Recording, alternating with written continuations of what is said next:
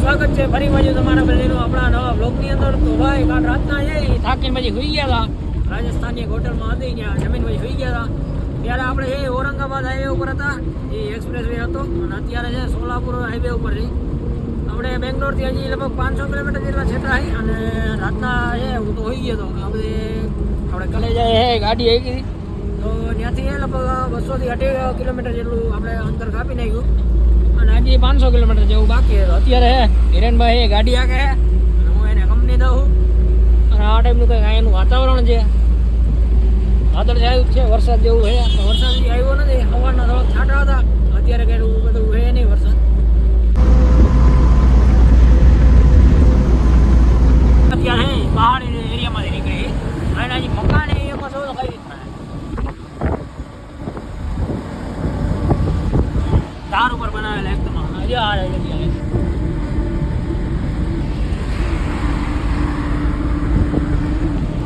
આખો જે છે પહાડી વિસ્તાર છે, એટલે મકાન બધા એ રીતના જ છે, અને રોડ પહાડની વચ્ચેથી જાય છે.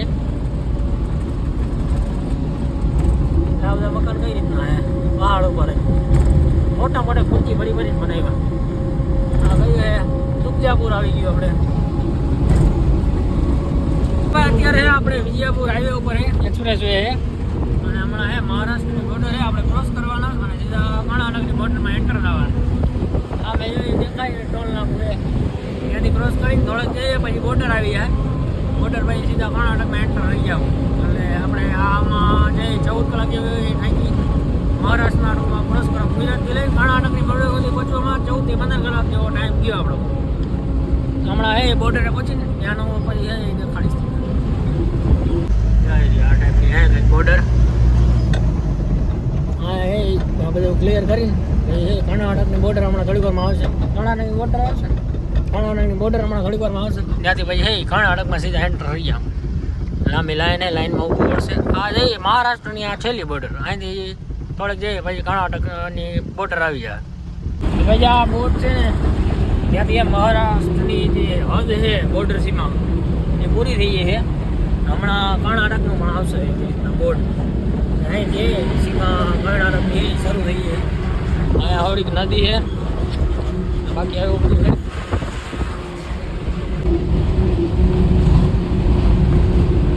હવે વેલકમ ટુ કર્ણાટકાનો બોર્ડ આવી ગયો. અહીંથી આપણે કર્ણાટકમાં એન્ટર થઈ ગયા ઓફિશિયલી, અને હવે હમણાં ટોલ નાકો આવશે, બોર્ડર આવશે, ત્યાં કઈ રીતના એ પણ બતાવશું.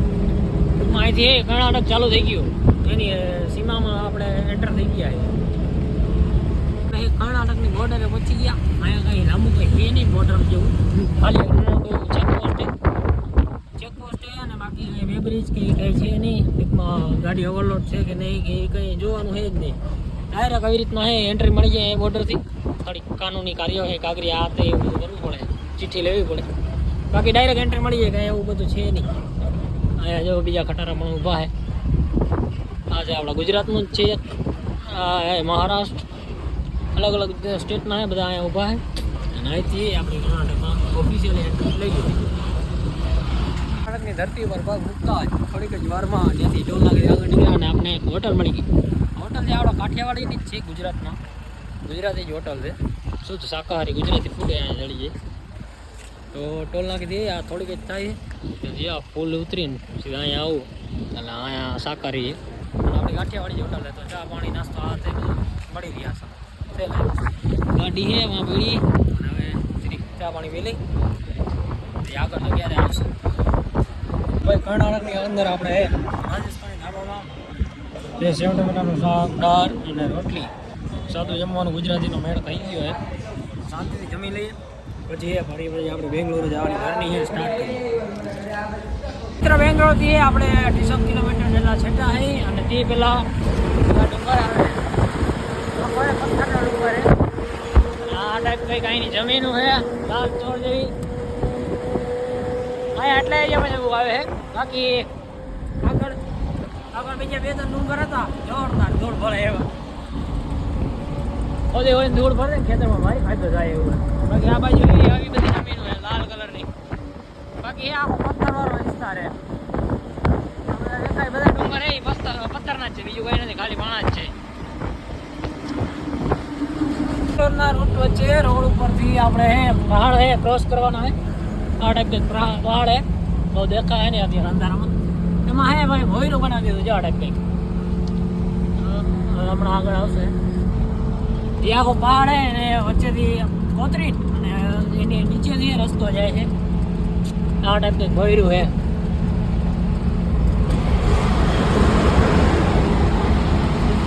ટૂંકમાં ઉપર પહાડ અને નીચેથી રસ્તો જાય છે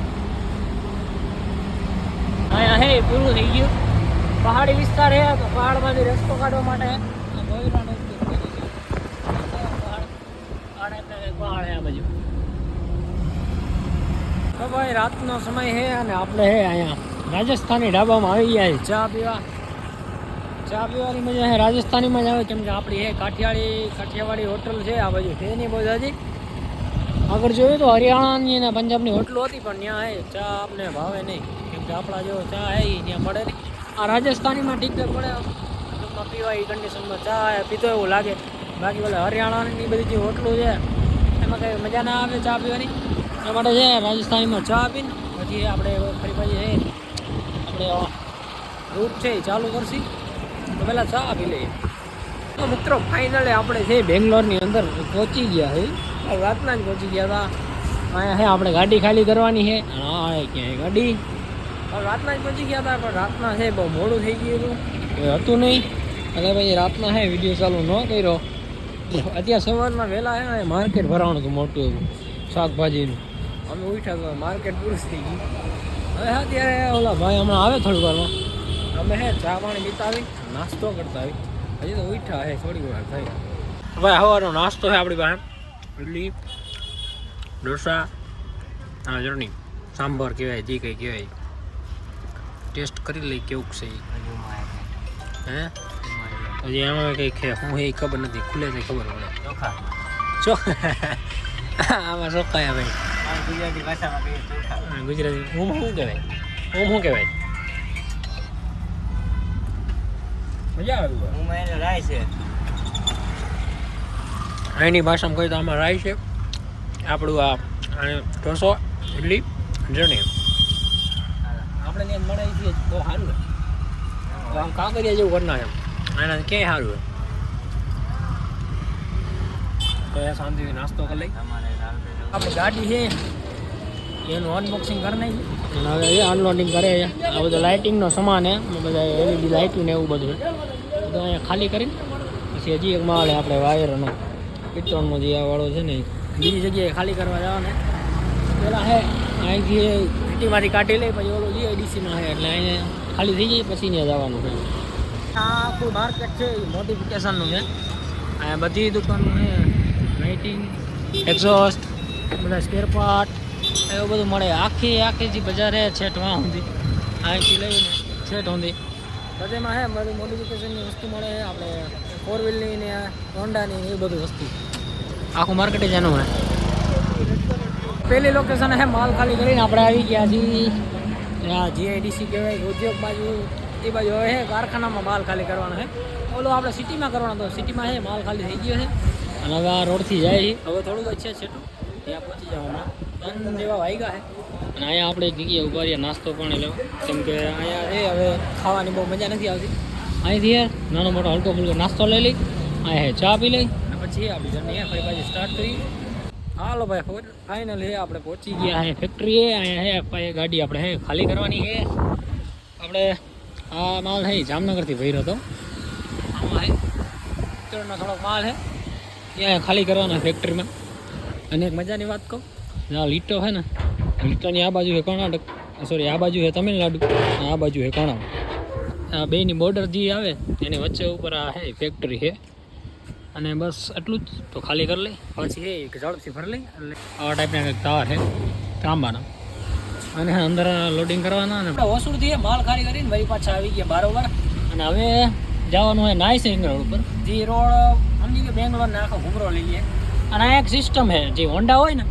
એના પણ ટોલ નાખા લઈએ ઓલી બાજુની સાઈડમાં જે લાઈન છે એ હોન્ડાની છે હોન્ડાના પણ ટોલ લઈએ આપણે હવે જવાનું હોય બેંગ્લોર સિટીમાં ફરી બાજુ અંદર ત્યાંથી છે ફરી બાજુ માલ છે લોડિંગ કરવાનો અત્યારે આ રોડ નાઇસ સિંગ રોડ તો આના ઉપર ચડી જાય અને આગળથી ફરી બાજુ ઉતરીને માલ પહેલાં લોડિંગ કરી લઈએ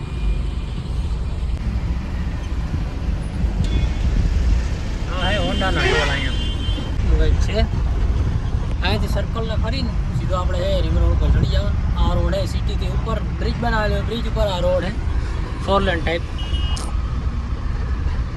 4 લેન નહીં સોરી 6 લેન રોડ હે. અહીંયા જઈએ આ બેંગ્લોરનું બધું બધું દેખાય. ભાઈ અહીંયાથી બેંગ્લોર સિટી છે, આખું લુક બતાવે જોઈ દઈએ એકવાર. અહીંયાથી આખું સિટી દેખાય.